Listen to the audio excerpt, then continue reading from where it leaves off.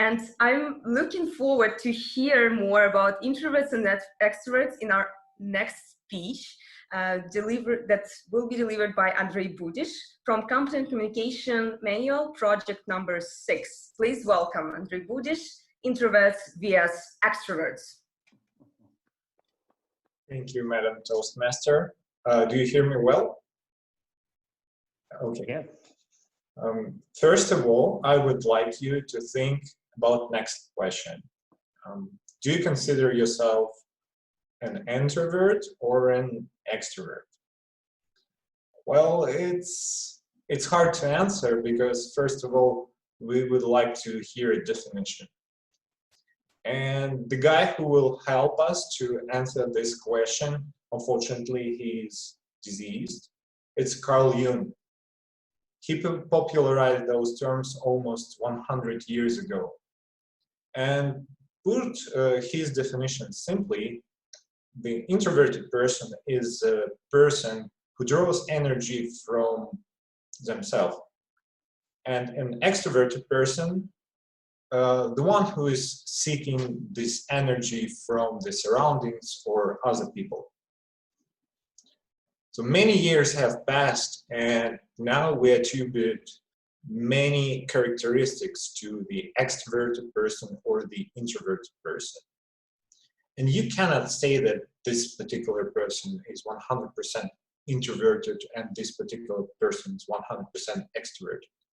It is a scale, it's a continuous scale, and to be able to answer where you are on this scale, what we can ask, who we can ask. Of course, scientists, yes.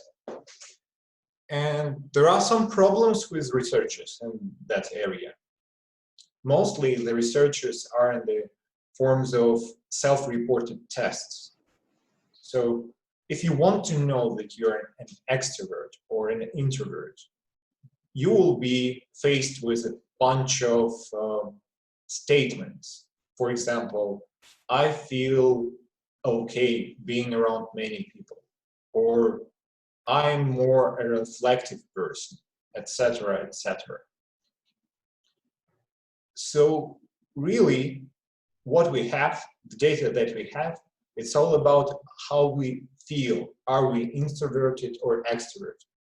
And mostly they don't consider the situations you were when you were answering those questions. My view on this is that depending on the situation, we show extroverted or introverted characteristics more.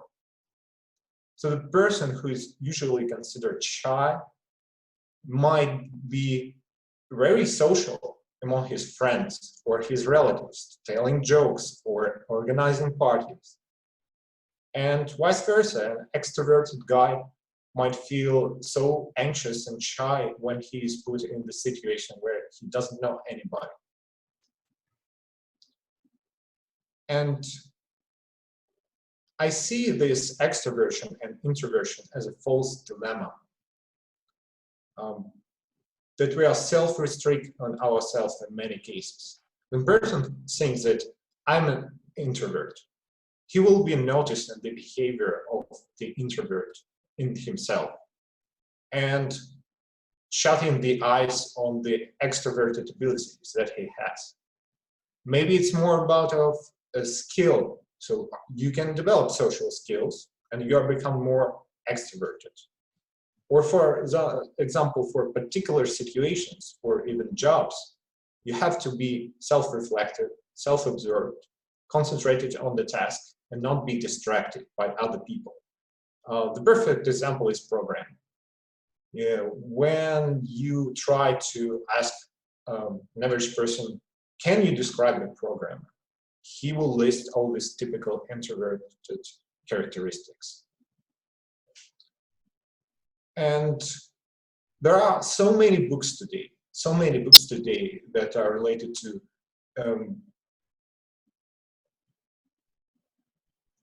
embracing your inner introvert and show those extroverts that we are better or that we are clever and we are not maybe that talkative, but we are cooler.